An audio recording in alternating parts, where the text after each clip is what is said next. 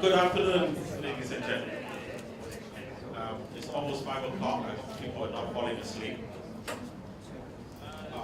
I take the liberty to introduce the next speaker, who is also my good friend, Mr. Chandran Nair. What he's going to talk to you about is not about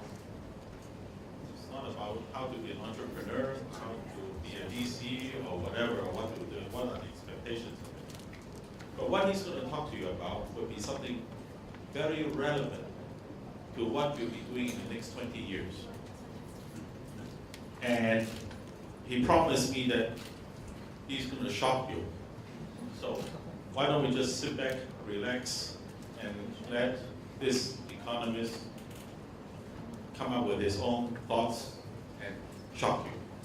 Chandran, please.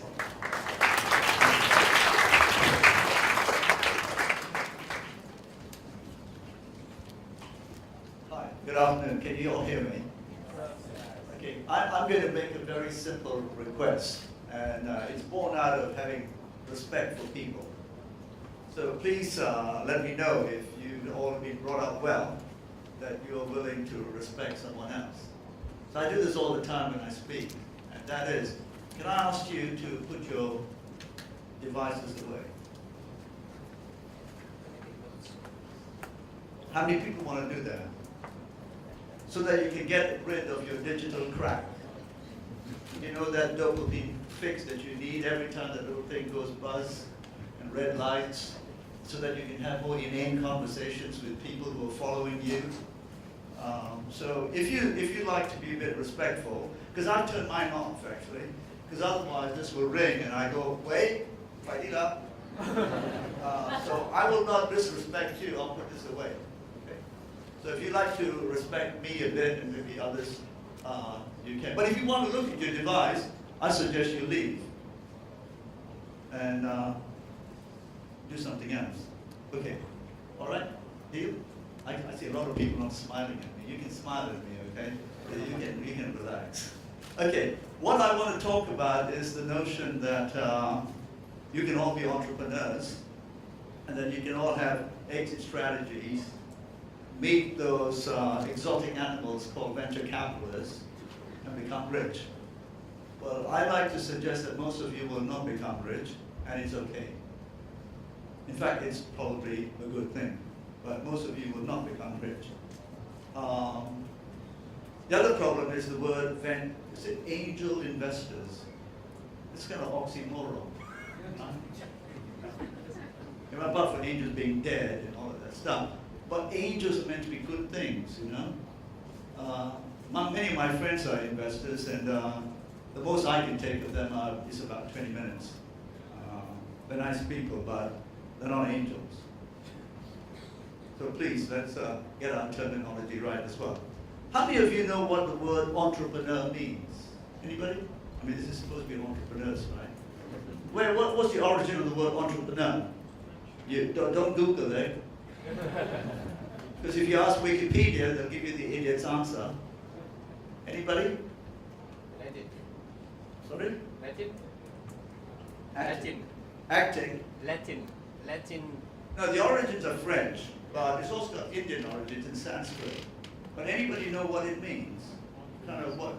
Entre means between. Preneur means taking. Between two taking. Okay, it's also to engage, is to do. It's got another word which is to do with undertake. But the Indian word entrepreneur means to self-motivate, to do something that is driven by motivation. So all of you who want to be great entrepreneurs, please, a bit of philosophy, get to know where the origin of the word words are. So that's my first thing. I don't do startups. I like to support upstarts. Do you know what I mean? People have a really bad idea.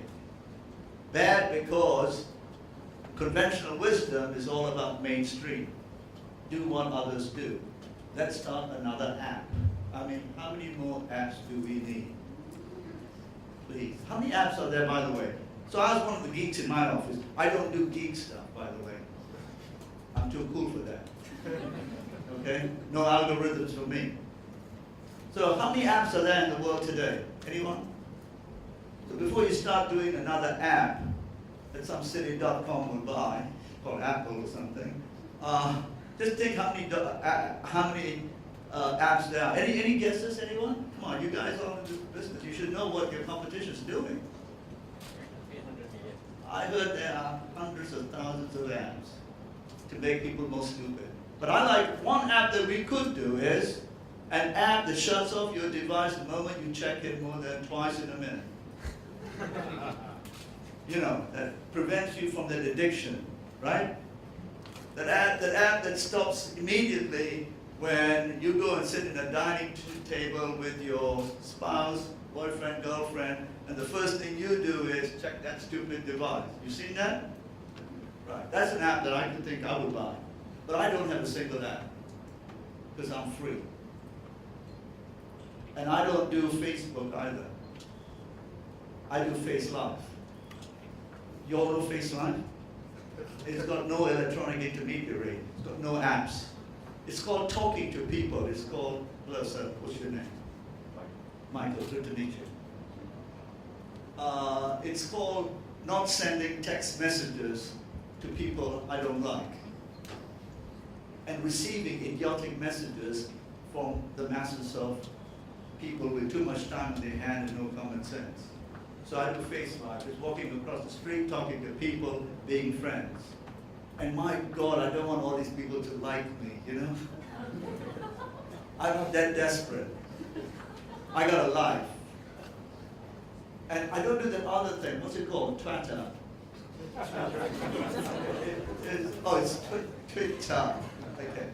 So I don't do that stuff too. And about a few months ago, I was in a large Chinese university speaking to the students about my overall thesis that essentially the subservience of Asians to the Western narrative will sink us all.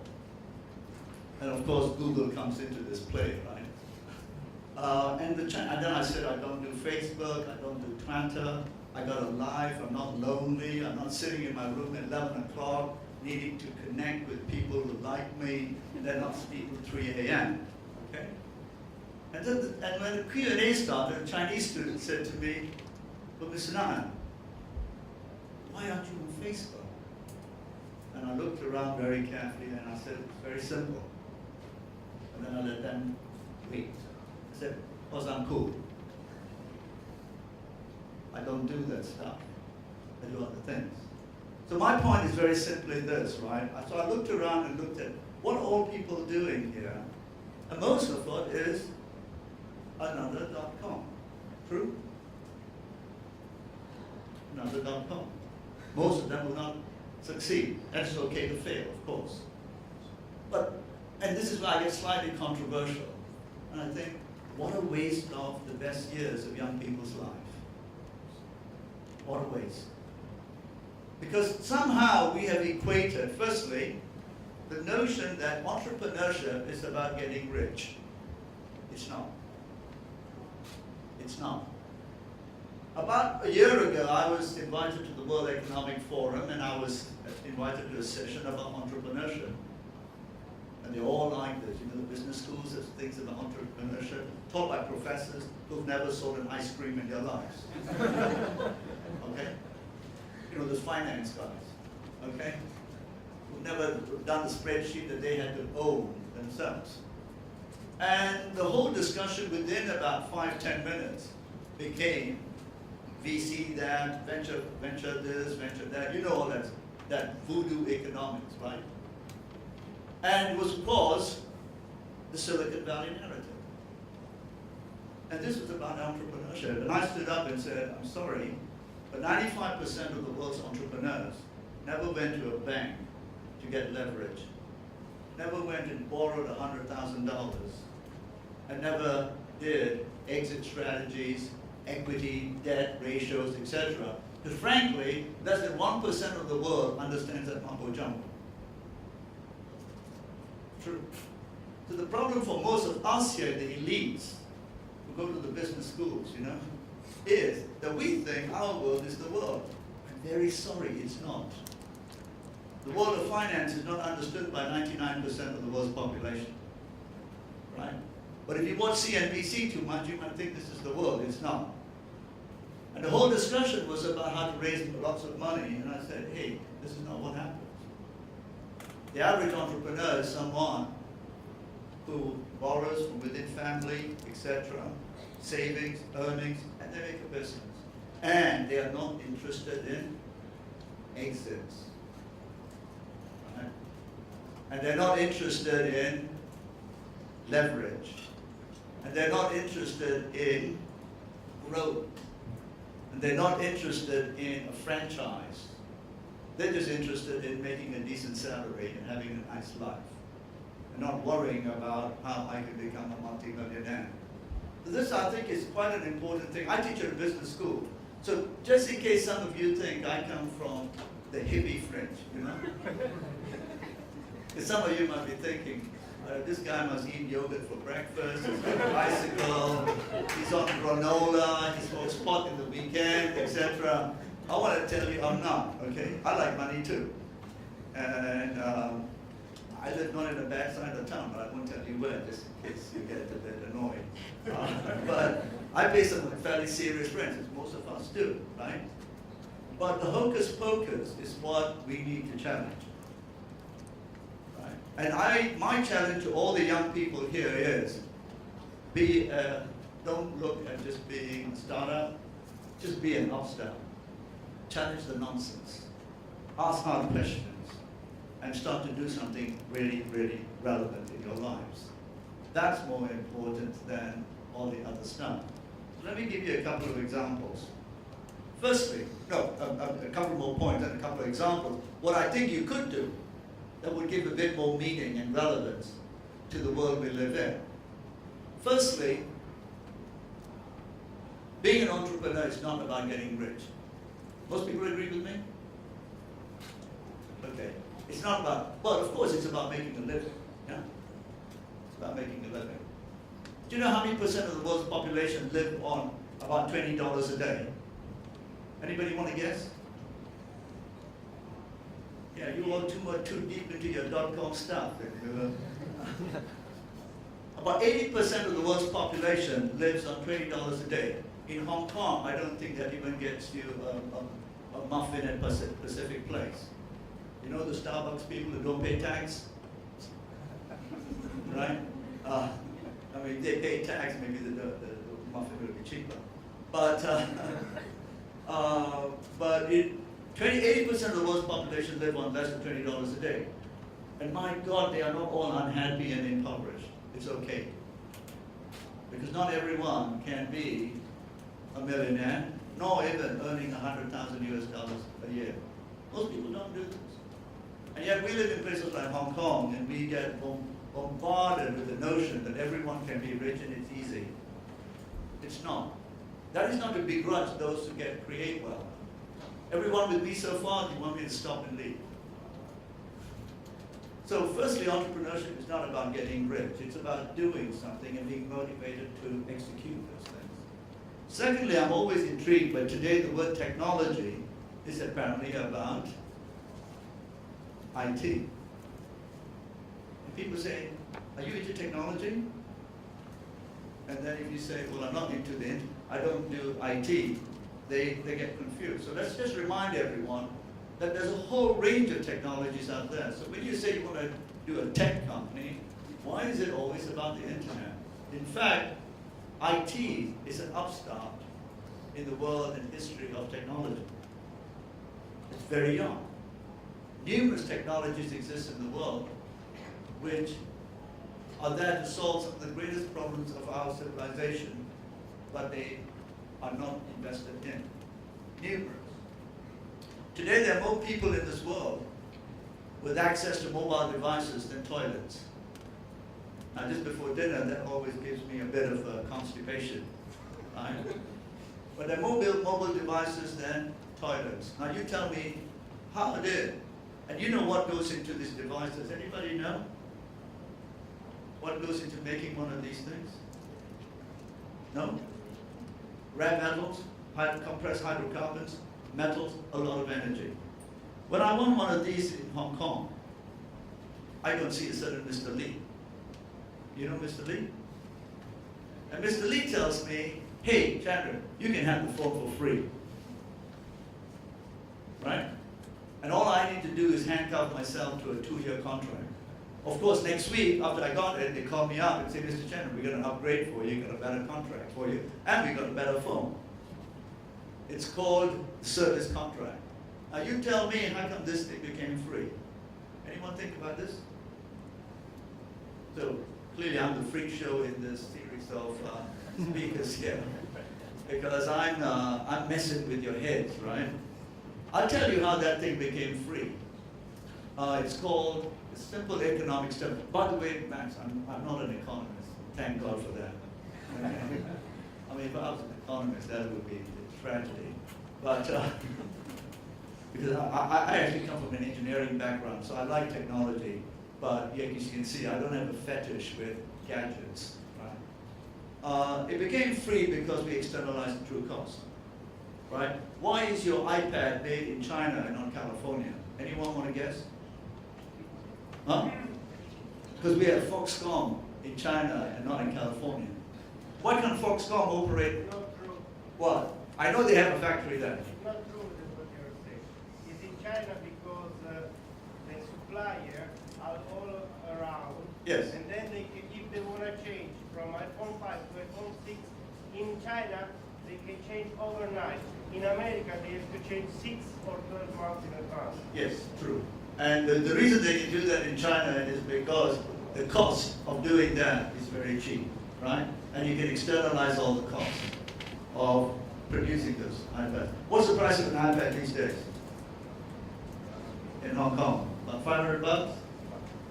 500 US dollars? What would be the true cost of an iPad? Anybody? Anyone thought about true costs? What, do you understand the concept of true cost? Okay, so if you don't Google it, go and read a proper book on economics and understand true cost. But I would guess, and I'm just going to throw a lot of stuff here, and many of you may hate me for it, but you should go and read up this. True cost of an iPad, in my view, is probably about $10,000. Okay? Externalities. What's a hamburger in Hong Kong cost? You all should know this because all the dot-com people eat fast food, don't they? That's true, man. Wherever I go and see the startup people, they're all eating junk food. So the first thing you need to do is eat healthy. Because you want to live and enjoy your millions if you get lucky. Okay? If you get lucky. Don't kill yourself at 25. But what's the price of a burger in Hong Kong? Anyone? 20. Come on, don't be shy. I know you have it. $20. Okay, so about $3 US. Anyone want to guess what's the true price of a burger? They don't teach this at Harvard Business School because they don't want the answer. Because McDonald's may withdraw the franchise funding, right? But the true price, I guess, is about $100 US. If you put in the price of beef, in terms of water intensity, the carbon, the loss of forest land, etc., lots of money. But this is what we should be teaching, figuring out what's the true cost. My point is, externalities are fundamentally important in the way we understand what we do. Therefore, when you come to building your business, I think there's a moral obligation. Not all of you may agree, but I know they don't teach it in school, particularly in Hong Kong, it gets scrubbed out. There is a moral obligation to understand the implications of what we do. The implications of what we do. I would argue that making the world more faster has a flip side for negative morality. Essentially, everything getting faster will make things, degrade things much faster, right? Ultimately, there's a consequence. So when you think it's a 22-year-old genius in mathematics who wants another .com, and it's all about selling more junk, you should be thinking, what am I doing really? What's that thing called Groupon? What's that? What is it? Is it here as well? What does it do? It's a Ponzi scheme, right? Does it make any money? No. But it's underwritten by the larger Ponzi schemes called the financial industry. But it's a lot more junk. So I think if you want to do .coms, think about some very cool things you could do that might add value to society. I saw two out there that I thought, and I'm getting a bit more positive, so you all can smile. I saw two out there, and I thought one was kind of good. One was about, can I say what's good and bad because they're going to pitch? One is about, some carpooling, which, I mean, is not new. Many people have done it. But it attempts to reduce the amount of cars on the streets of Hong Kong, which we know is a big problem anyway. So those things do kind of matter in terms of how things could do better.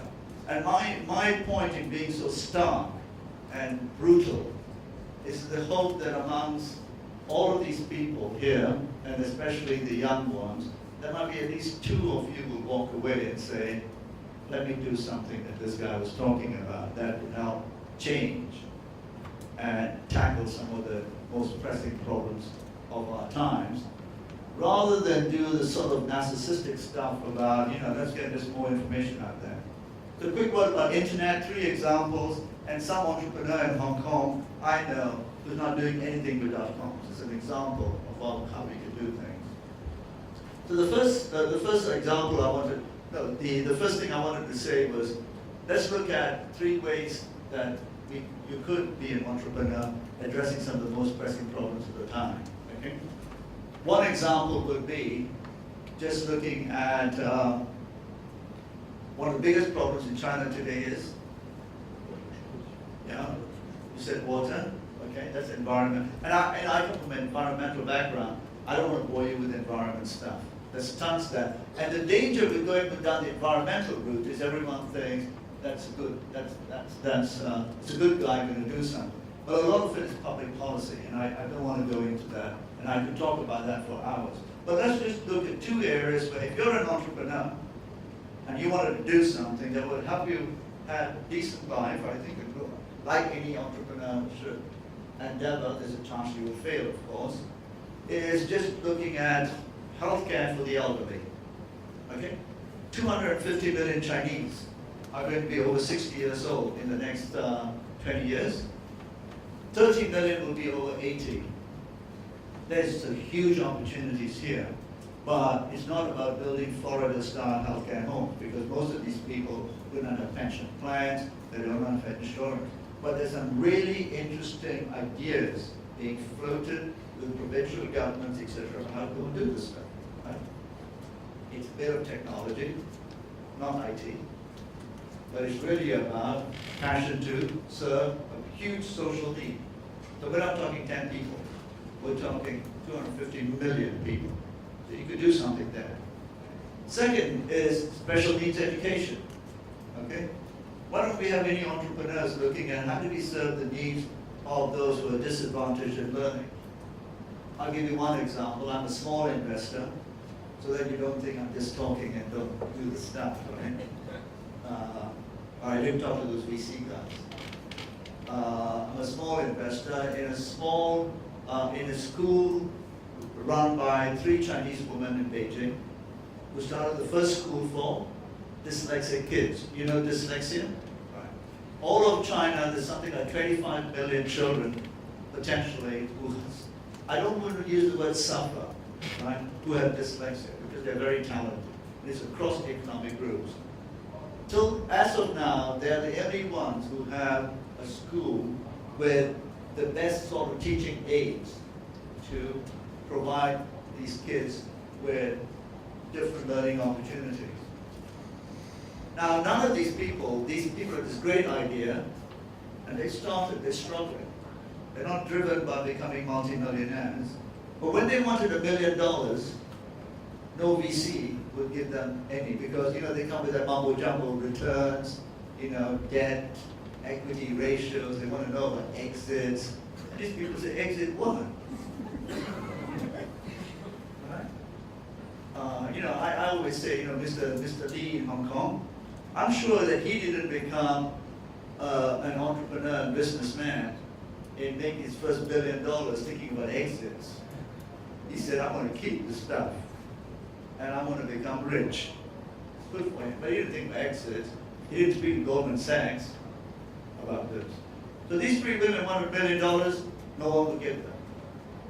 So people like us, a few of us got together and brought some capital together.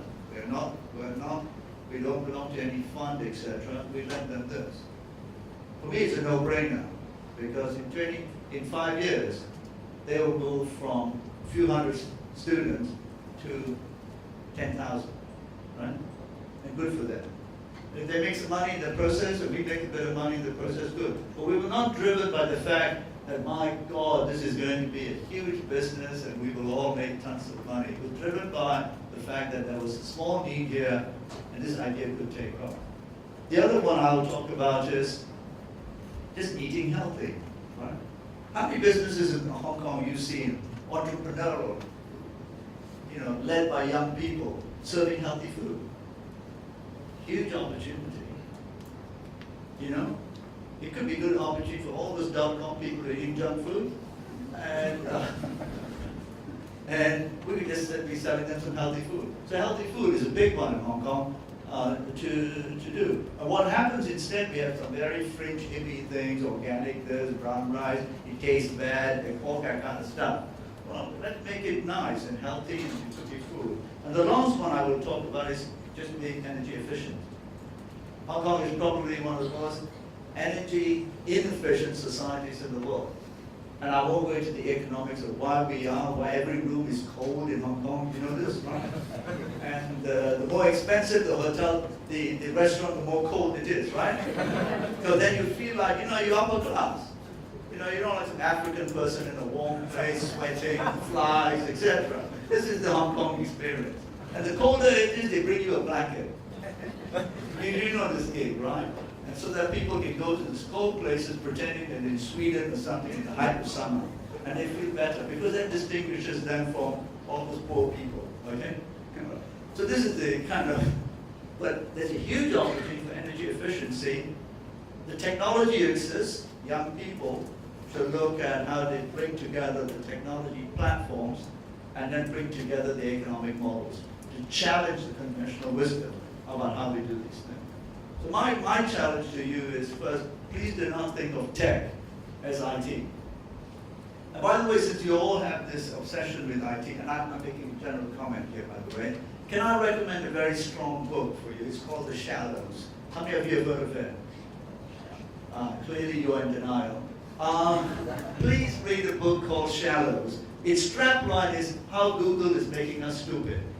Okay? It's a very serious book, by the way.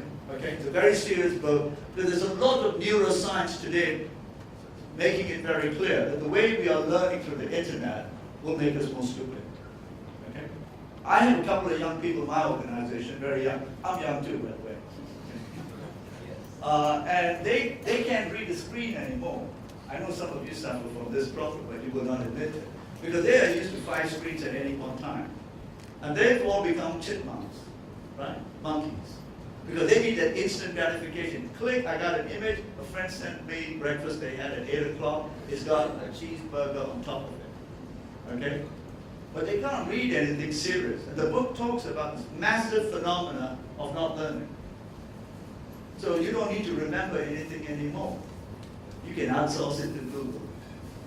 Right? Google will become your brain. And one day they will tell you that the world is flat. Because if they employ enough people in Ethiopia to click and say the world is flat, the world is flat, the world is flat, soon Wikipedia will tell you, if you go and say, is the world flat? It will tell you the world is flat.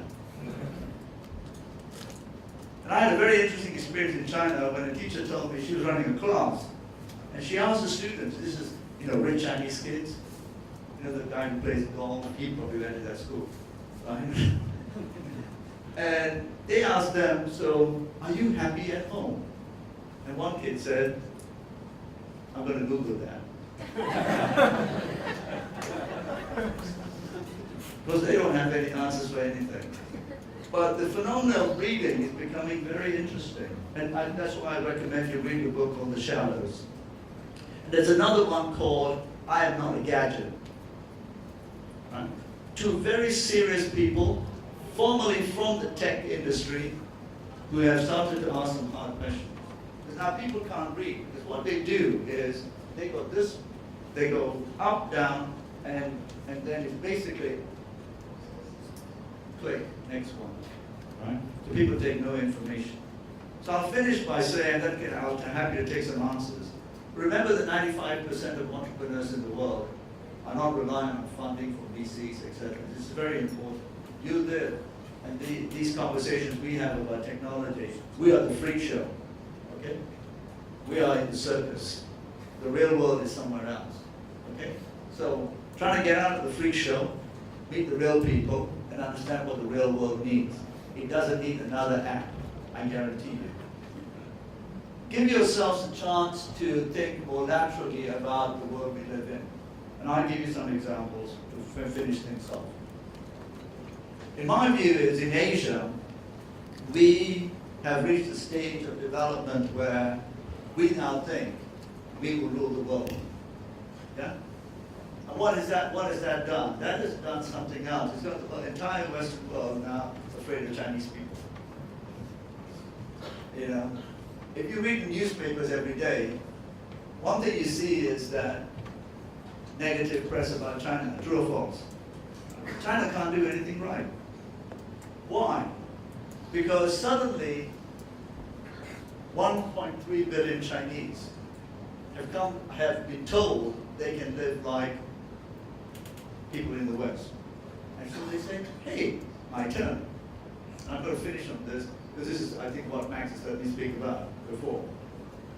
And so people can't believe that as 1.53 billion Chinese start to consume like the average, I'm going to use the American as the ultimate consumer, right?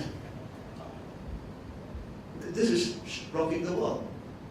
Because frankly, there's not enough, okay? So in 2050, and this is why the young people here need to think about this as you do your next entrepreneurial endeavor. In 2050, the population of the world will be, anybody?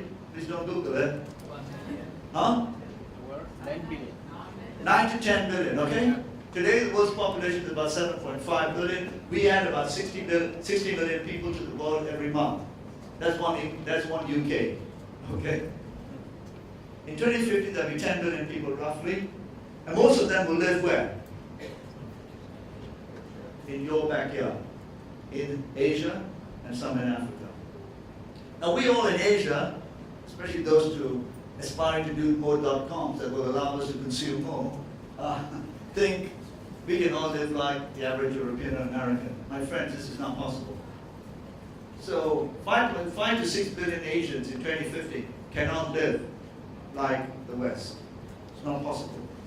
We will need some very, very different ways of thinking and consuming.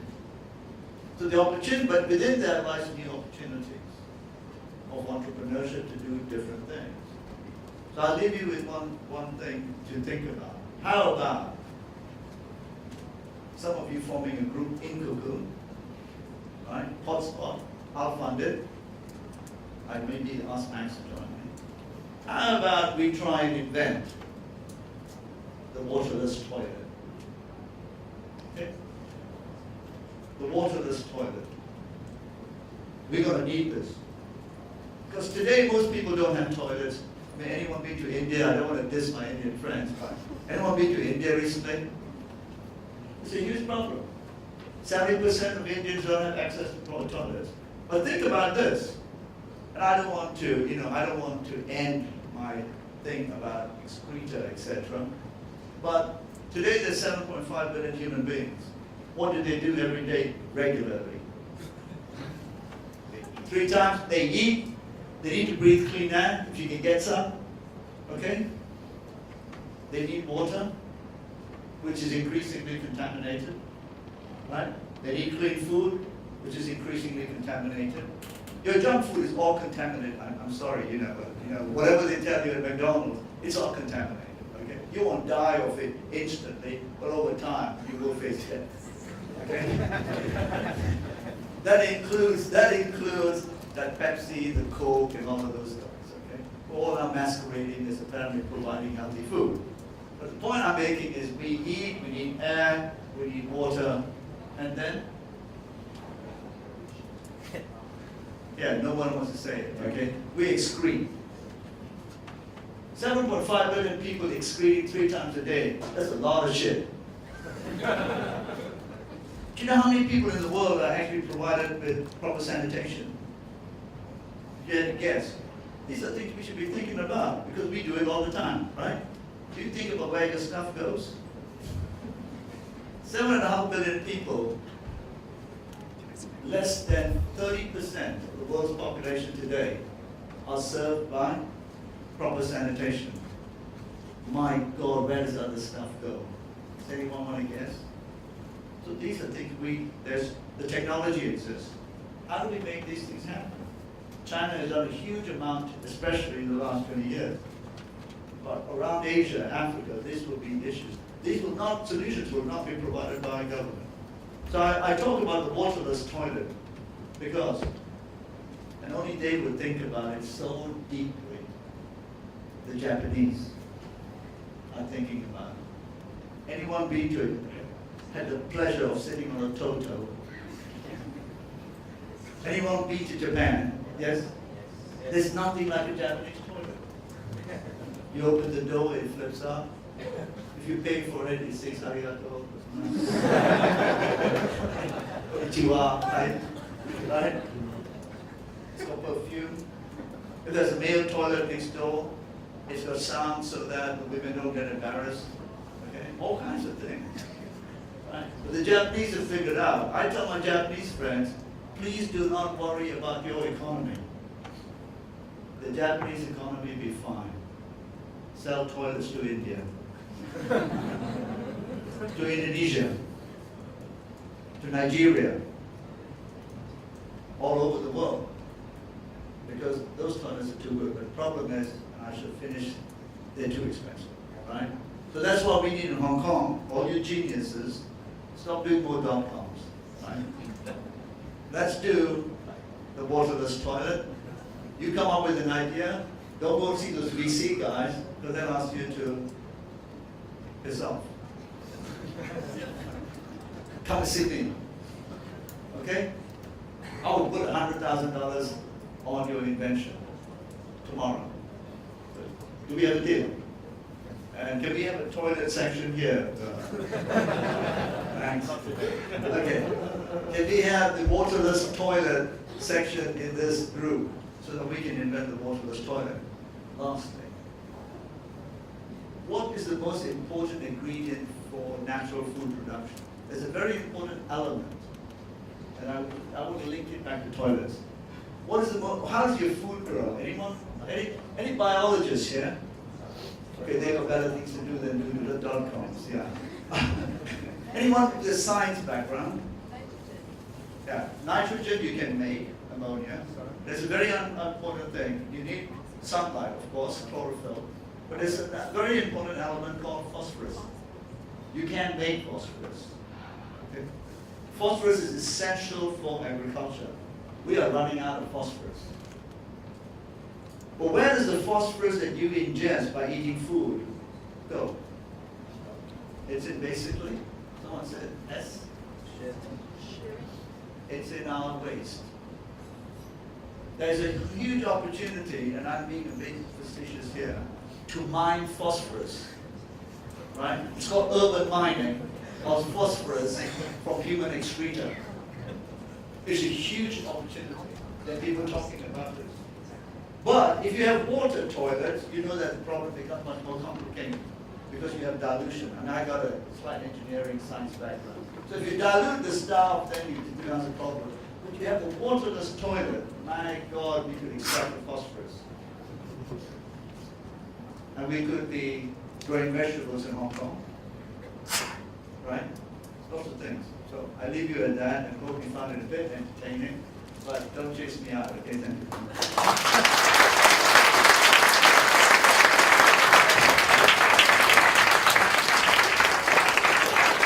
Well, this certainly is a little bit different. Chandran, I thought that you were an economist because you gave me that book called Consumptionomics. So I suppose that everybody who writes about nomics is an economist. Isn't that correct? Yes, I think, this is, I wanted, why I bring Chandran in today is because I know I already spoke to him. I talked to him about, his issues, and I want to bring a very different side of things, to make a more balanced conference here, so that people can actually see that, that not everything is a straight line. So, anybody would like to ask Chandran for his ideas?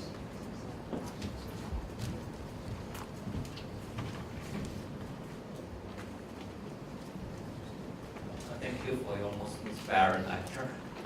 When I talk about the Indian, they don't have toilets. I have a solution for them. I want to evaluate my students to use microfinance to give the communities, most of the women, to carry water to their hospital and to do the cleaning every day. Is there a solution to provide microfinance so that they can build the toilet themselves and repay the loan over time? So I understand many U.S. NGOs are doing that in your country, but is it a solution like a scale in India and some of the places in Africa? Thank you. The second thing is I have to tell you all, don't jump to conclusions. I'm not from India. But I'm not from India, okay? But, looking at me, somewhere along the line, there was an Indian connection, but don't jump to conclusions. Okay, I'm from everywhere. Now, but to answer your question, it's much more complex than that. But clearly, the financial elements is one element of it, and I don't think microfinance is the answer.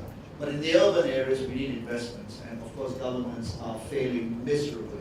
And one of the things I talked about in an article in the Financial Times about 3-4 weeks ago, that was that in Asia we needed to reject the idea of urbanization because most of our urban centers are dumps, right? I mean, how many of you would actually choose to live in some of the Asian cities? They're terrible. So why are we looking at urbanization as a solution? So in urban areas you can do it, but microfinance in rural areas for toilets, not so much the issue, the solution. The solutions are not about technology, not about finance. It's more about now adapting the technology to the particular needs. You'll need a bit of finance. I have one brilliant idea, which I've been sharing with many people. And it's linked to toilets and mobile phones. Okay? Because I have an obsession with this. Why aren't there more mobile phones than toilets? And it's a cost issue because the toilet has become a luxury item, right? And mobile phone is ubiquitous. So this is what I would do. This is why I believe we need strong governments. Governments, before they give licenses to all these mobile phone operators, would say, here's the license, but you will need to deliver so many toilets, right? Especially in the rural areas. This is not feasible. This is all very possible, particularly given that most of the mobile phone operators, fleece us anyway with their rates, okay? So they're going to fleece us. Then when the government says license for, I'm going to take a state in India, Uttar Pradesh. Population, 300 million people. That's the United States, one state, okay? You got a license for this, but over the next 20 years, you will build so many toilets. And they will not be high-tech toilets, they will be the toilets that we will invent in CoCoon over the next year, the waterless toilets. But even better... And we get famous for being inventing toilets. Yeah, this is better than inventing another .com and another app. But the issue, seriously, would be and those toilets would have roofs on it, and they would have solar panels on the roofs. Okay? They would then, whether they're waterless or not, they would then have the ability through some card system whereby you could charge your phone as you unload. So recharge as you discharge is all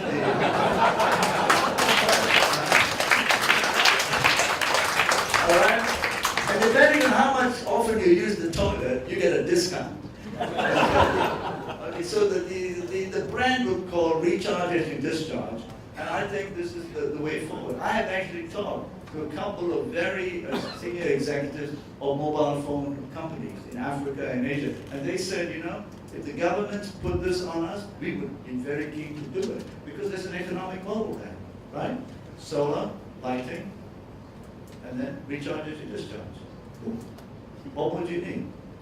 So this is the kind of ideas you should be coming from, rather than, more.com to take food to restaurants and lettuces and, come on. Let's do something real. This is such a brilliant idea, and it's so natural to think about it. But I think the problem with most 99.9% of people are they're so pragmatic in a way that they can't think differently. So what the world really needs, what the world will happen, is a big shock, so that they may have to think very differently afterwards. But we are in the middle of the shock, my friends. If you're not looking out of your window and thinking the shock has arrived, you are asleep. The shock is here. It's just that those of us who are privileged enough are slightly cocooned from the effects of the shock. If you live in India today, in any city, the water shock is already with you. If you're living in rural China, Indonesia, the shock is already with you. So please do not think the shock hasn't arrived. It's arrived. It's coming. And 20 years ago, if you said that the storms in North America would be such that the financial capital of North America, New York, would be hit by storms, that the stock exchange would be in 1.5 meters of water, this would be Hollywood. Today it would be Bollywood, of course. But this would be a movie. My friends, it has arrived, but we are in denial as we escape into the internet and get lost. You have to think differently. The real world is out there, real people. And I encourage all Hong Kong young people to take a year off and go and work in the rest of the world. I run a young leadership program, I'm not going to pitch it. Can I get any young Hong Kongers to go to it? No. They say, oh my God, it's dirty, too many Indians. Well, that's the real world. And then I try and get, some people from Malaysia, etc., go to China, and they say, oh my God, it's polluted, isn't it? So the whole of China is a dirty place. And at the moment, it's, oh my God, there's dead pigs, isn't it? This is the world we live in, right? But nobody says, oh man, they're eating horses instead of meat in the UK. Beef. So I think the Hong Kong education system is good. It's one of the best, I think. But it cocoons you from the real world. And I'm sorry to use that word. But it shelters you from the real world. It shelters you from the real world. It's a serious bad pun there. But it shelters you from the real world. You should go out there and see what the real world is, and then come back to the cocoon here and do some good ideas. I like you to know, I like to share with everybody why this place is called CoCoon. It was about 35 years ago I saw a movie called CoCoon. And it was these aliens who brought these cocoons down into our Earth, and it was put in an elderly home, in a swimming pool in an elderly home. These elderly people went swimming inside the pool, and they all come out feeling younger. And that is the reason why I'm doing this. I thought this place is CoCoon so that you and I can feel younger.